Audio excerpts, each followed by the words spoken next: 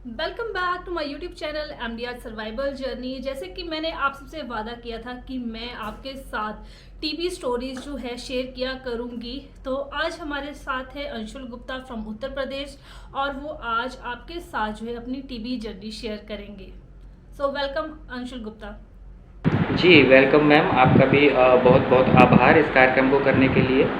और मेरा नाम अंशुल गुप्ता है और मैं इटावा उत्तर प्रदेश का रहने वाला हूँ। और वर्तमान में मैं टीबी का पेशेंट हूँ और मेरा टीबी का ट्रीटमेंट चल रहा है। मैं आप सभी लोगों के साथ टीबी की अपनी स्टोरी जो है वो शेयर करना चाहता हूँ, ताकि आप लोगों को उससे कुछ सीखने को मिल सके। जी विजेता जी। सो अंशुल, जब मेरी आपसे बात हुई तो आपने बताया था कि आपका 14 महीने का ट्रीटमेंट जो है कंप्लीट हो चुका है। तो आपको मे बी एक अचीवमेंट की तरह लगता होगा, क्योंकि जब मैं ट्रीटमेंट थी मुझे तो हर एक छोटी चीज़ ना अचीवमेंट की तरह लगती थी। तो आपको कैसा फील होता है 14 महीने का ट्रीटमेंट कंप्लीट करके? जी, बिल्कुल अचीवमेंट की तरह महसूस होता है, क्योंकि जब हमें इतने सारे साइड इफ़ेक्ट होते हैं ड्यूरिंग ट्रीटमेंट, तो हमारी जो होप होती है वो चली जाती है कि पता नहीं मैं ठीक हो पाऊँगा या वापस पहले की तरह हो पाऊँगा या नहीं। तो जब हम धीरे धीरे ठीक होते हैं तो हमें छोटी छोटी चीज़ें भी अचीवमेंट की तरह लगती हैं। तो बेशक इसमें अचीवमेंट की तरह ही महसूस हो रहा है और काफ़ी खुशी भी हो रही है। जी विजेता जी। सो अंशुल, जब मैं आपसे बिल्कुल एग्री करती हूँ इस चीज़ को लेके। और एक और चीज़ मैं आपसे पूछना चाहती हूँ, क्योंकि जब टीबी डायग्नोज होता है तो मोस्ट ऑफ द पीपल को पता ही नहीं होता टीबी क्या चीज़ थी। तो आपके केस में भी कुछ ऐसा था कि आपको आइडिया था टीबी के बारे में कि टीबी है क्या, कितना इसका ट्रीटमेंट चलता है, कितनी इसकी मेडिकेशन होती है, या क्या साइड इफ़ेक्ट्स होते हैं? जी, जी। एक्चुअली क्या था, ये तो पता था कि टीबी होती है और उसका ट्रीटमेंट 6 महीने तक चलता है। पर एमडीआर क्या होता है, एक्स्ट्रा पल्मोनरी क्या होता है, इन सब के बारे में कोई जानकारी नहीं थी। और ये भी नहीं पता था कि इनका ट्रीटमेंट इतना लंबा होता है और इतने ज़्यादा साइड इफ़ेक्ट होते हैं। तो एक्चुअली ये सारे वर्ड मेरे लिए बिल्कुल नए थे, जैसे एक्स्ट्रा पल्मोनरी, एमडीआर, एक्सडीआर, इन सब के बारे में मुझे कोई भी जानकारी उस समय नहीं थी। जी विजेता जी। तो अंशुल, आपका ये जो टीबी है ये डायग्नोज कैसे हुआ? क्योंकि सबका अलग अलग सिनेरियो होता है। जैसे मुझे लंग्स में था, मेरी ब्रोंचोस्कोपी हुई थी।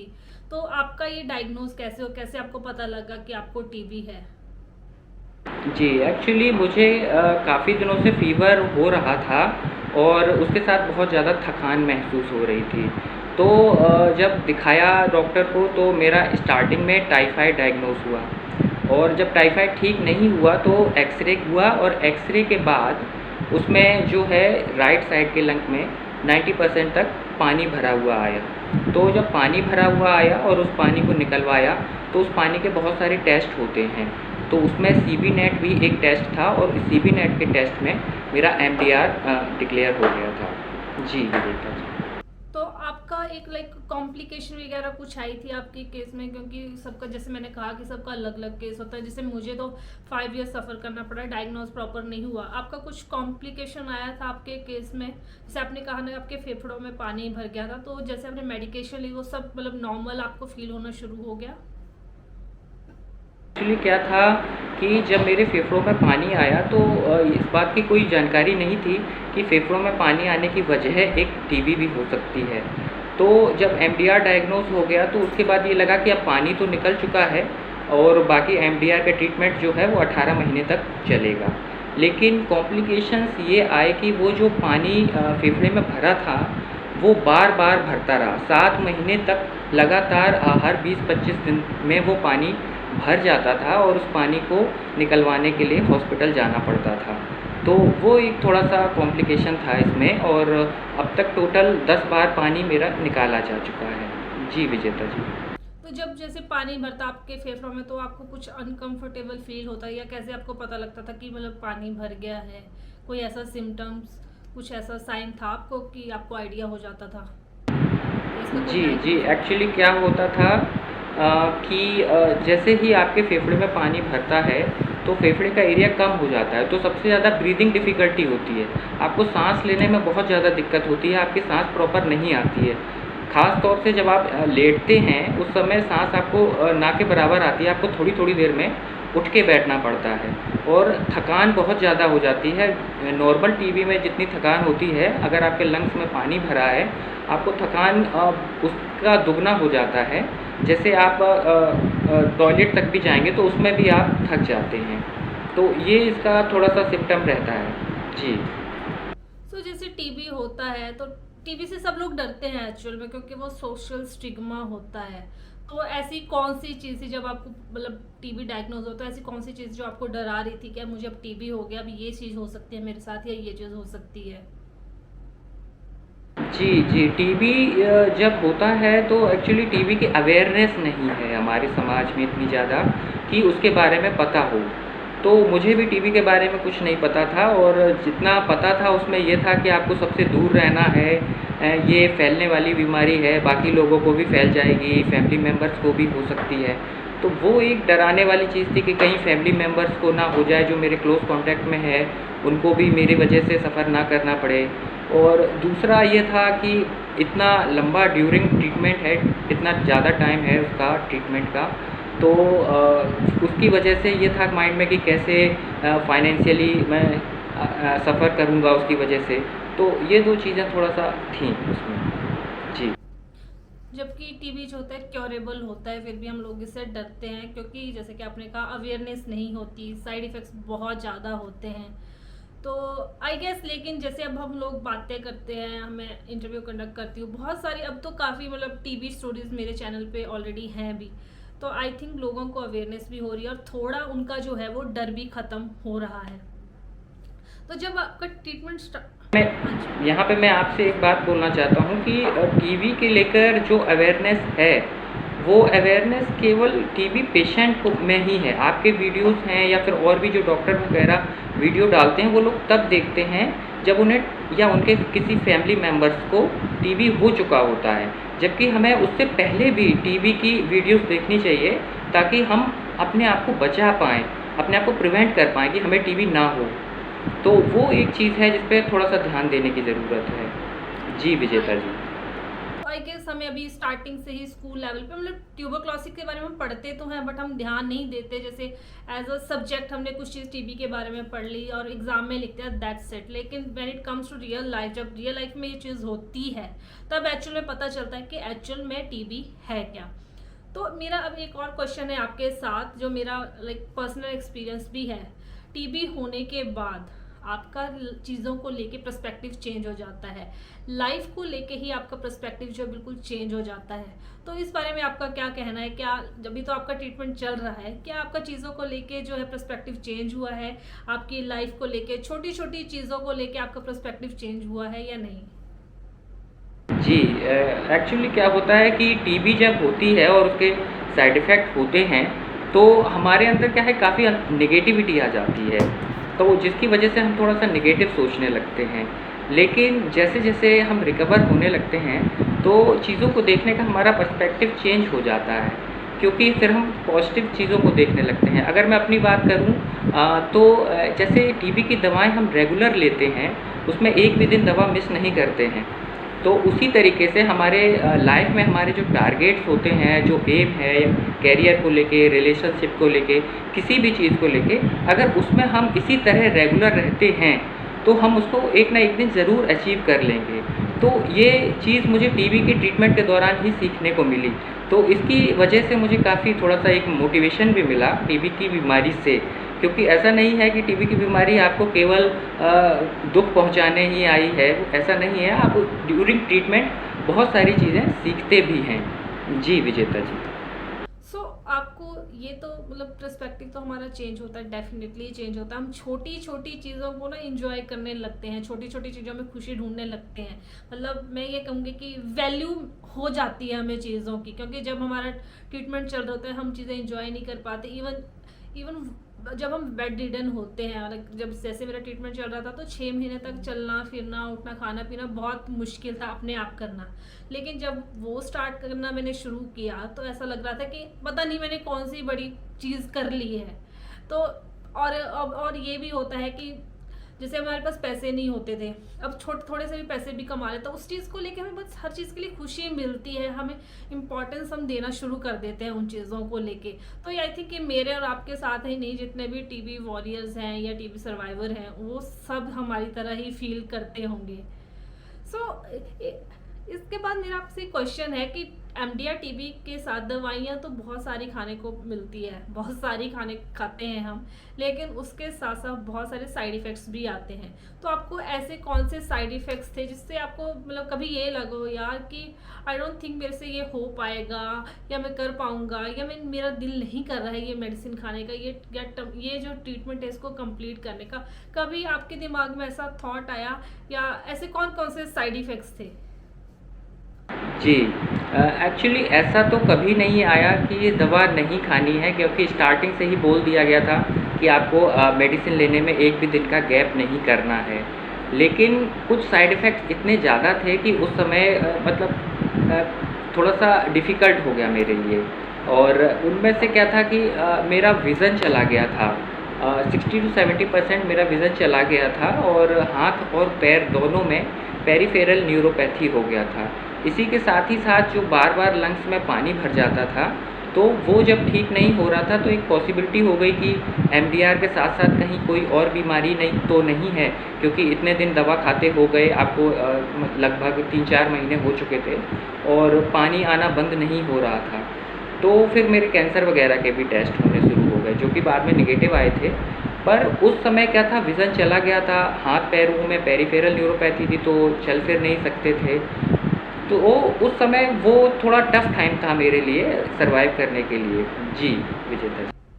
तो उस टफ टाइम में लाइक आपका साथ किसने दिया?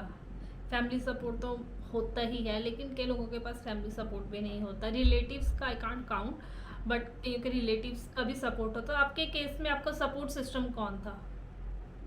जी, एक्चुअली सपोर्ट सिस्टम में फैमिली तो थे ही, फैमिली मेंबर्स में मेरे फादर मदर थे, तो उन लोगों का सपोर्ट तो था ही। बाकी मेरे फ्रेंड्स भी थे जिनसे मेरी बात हो जाती थी, तो उनका भी कुछ सपोर्ट रहा है।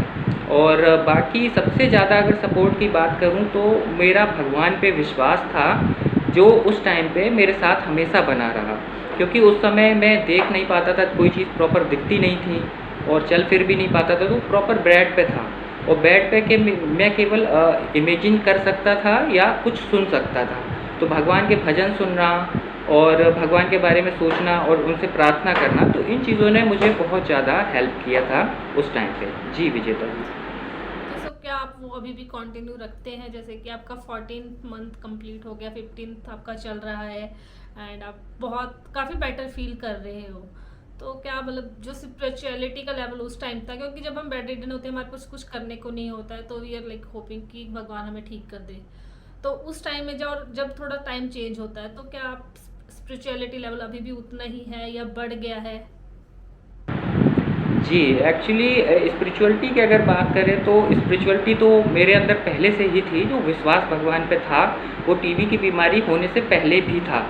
पर जब हमारे साथ लाइफ में सब कुछ अच्छा चलता रहता है, तो हमें पता नहीं चलता, कि हम ये नहीं सोचते कि ऐसा मेरे साथ ही क्यों हो रहा है। लेकिन जब लाइफ में नेगेटिव होता है, तब हम ये ज़रूर सोचते हैं कि ऐसा मेरे साथ ही क्यों हो रहा है। तो पॉजिटिव और नेगेटिव ये दोनों चीज़ें लाइफ के पार्ट हैं, ये दोनों आपके साथ होंगे ही।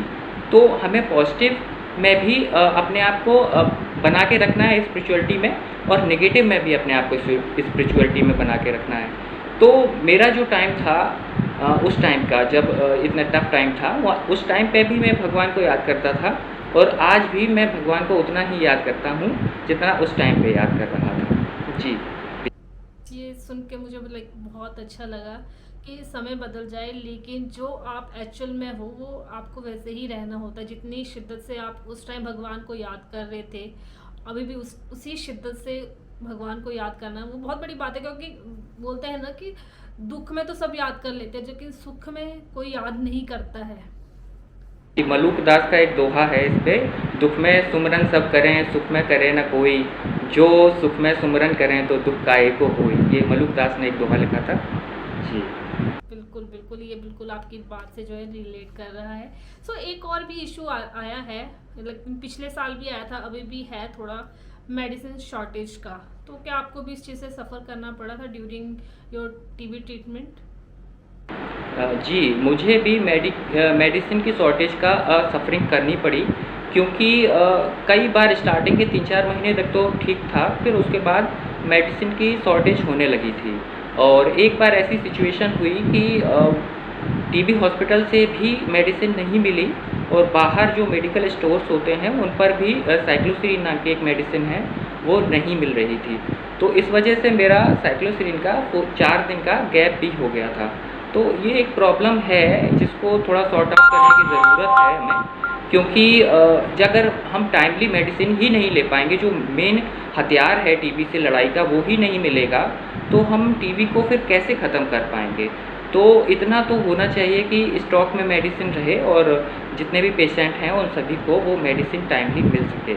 जी विजेता जी। सो मेडिसिन की शॉर्टेज तो काफ़ी ज़्यादा रही है, बहुत से लोगों की जो है मेडिसिन मिस भी हुई है। टीबी रिलैप्स का जो बोलते हैं ना कि मेडिसिन मिस नहीं करनी है क्योंकि टीबी रिलैप्स हो सकता है और रिस्क एक हायर हो जाता है। होपफुली किसी का भी टीबी रिलैप्स ना हो, बिकॉज इनके जो मेडिसिन अभी हैं जो अभी हम ले रहे हैं उनका क्योरेबल रेट जो है काफ़ी ज़्यादा हाई है, और ये मेडिसिन शॉर्टेज की प्रॉब्लम भी होपफुली जल्दी ही ख़त्म हो जाए और सबको मेडिसिन मिले। लेकिन मेडिसिन तो हम लेते हैं जो टीबी जिनको टीबी हो गया उनको ठीक करने के लिए, लेकिन ऐसा कौन सा स्टेप हमें लेना चाहिए जिसकी टीबी ख़त्म ही हो जाए, क्योंकि टीबी बहुत पिछले सालों से चल रहा है। कोविड आया था, कोविड की भी वैक्सीन बन गई और बहुत जल्दी 1-1.5 साल में उसको हमने मतलब कंट्रोल कर लिया। लेकिन टीबी तो बहुत पुराना है, बहुत टाइम से चल रहा है, जबकि कहा गया 2025 में वो ख़त्म भी हो जाएगा। बट डू यू थिंक वो 2025 में आपको लगता है कि कितना % आपको लगता है कि हाँ ये ख़त्म हो सकता है? क्या ये जो भी सिनेरियो भी चल रहा है जैसे मेडिसिन शॉर्टेज, बढ़ते हुए एमडीआर के केसेस, ये सब कुछ?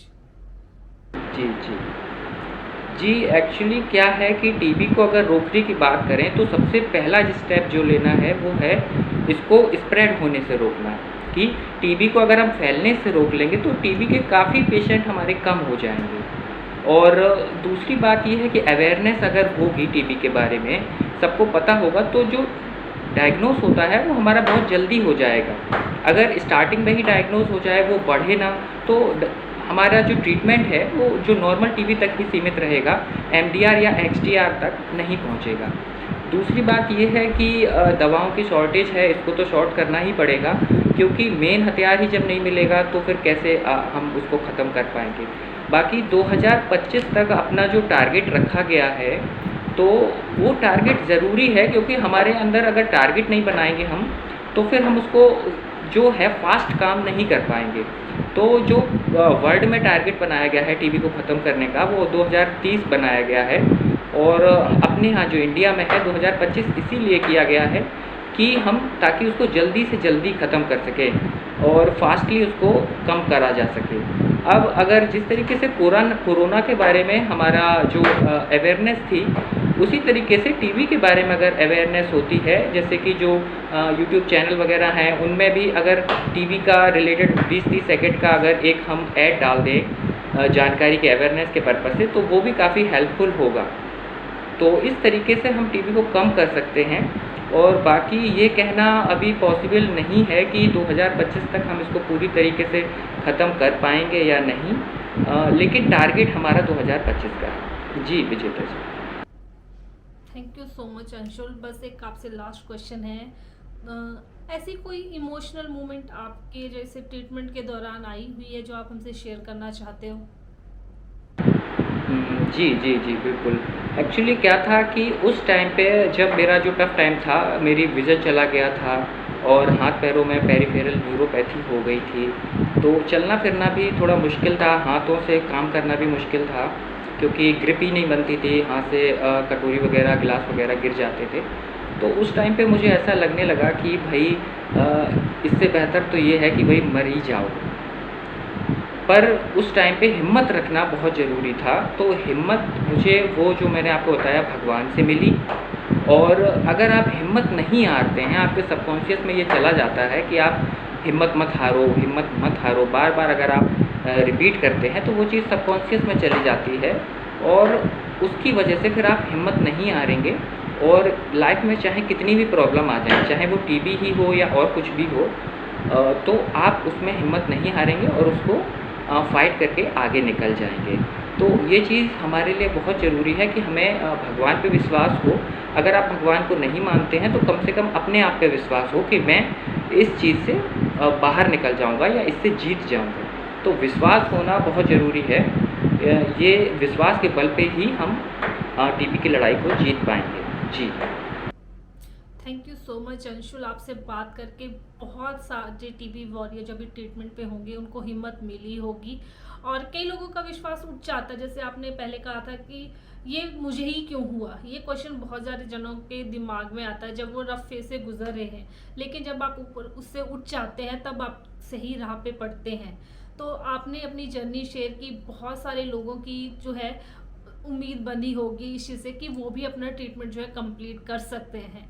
सो गाइस, अगर आप जो है अपनी टीबी जर्नी शेयर करना चाहते हैं तो आप मुझे इंस्टाग्राम पे मैसेज कर सकते हैं, बिकॉज जितना हम लोग टीबी के बारे में बात करेंगे उतना ही ये टीबी की जो बीमारी है जिसे हम बहुत ऐसे ट्रीट करते हैं कि पता नहीं क्या हो गया, वो उतना ही नॉर्मल होगा।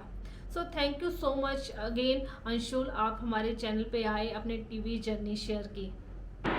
जी, आपका भी बहुत बहुत आभार इस कार्यक्रम को कंडक्ट करने के लिए। जी। सो अब मिलते हैं अब नेक्स्ट किसी और टीवी स्टोरीज में, किसी और वीडियो में। तब तक के लिए सी यू, बाय बाय।